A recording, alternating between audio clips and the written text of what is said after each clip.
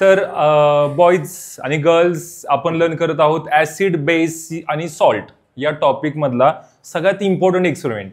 हा एक्सपेरिमेंट करताना तुम्हाला 3 गोष्टी घ्यायच्यात, ज्याच्यामध्ये तुम्हाला दिसत असेल काय आहे हे, शबास, हळद, ओके, टर्मरिक पावडर. आणि थर्ड काय आहे रे बाळांनो, हे वॉशिंग पावडर. इकडे जो लेमन आहे तो लेमन आपण निरमा पावडर म्हणजे ऍक्च्युली वॉशिंग एक प्रकारचा सोडा आहे की ज्याला आपण म्हणू शकतो वॉशिंग सोडा किंवा बेस किंवा अल्कली. ओके, असं त्याचं नाव आहे. म्हणजे एक आहे ऍसिड, एक आहे बेस.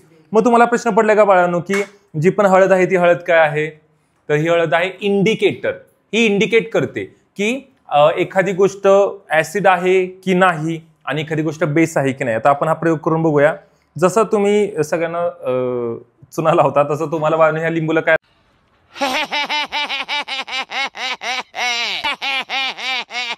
बघा नीट, ह्याच्यामध्ये तुम्हाला निरमा पावडर घेतली दिसते का, वॉशिंग सोडा. ओके, आता या वॉशिंग सोडामध्ये मी बाळांनो हळद घेतोय.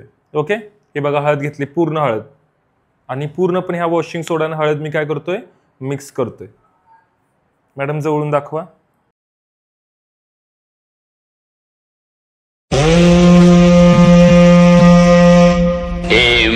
भगभुगे भग्नि भागोदरी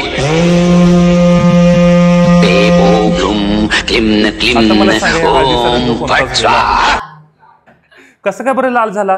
बघा अगोदरचा रंग आणि आत्ताचा रंग फरक दिसतोय का सगळ्यांना?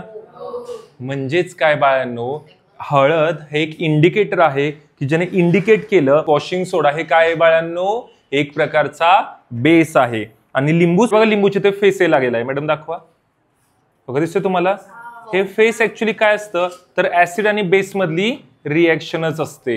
चला प्रत्येक बेंचवर सगळ्यांनी लाईक करा, शेअर करा आणि काय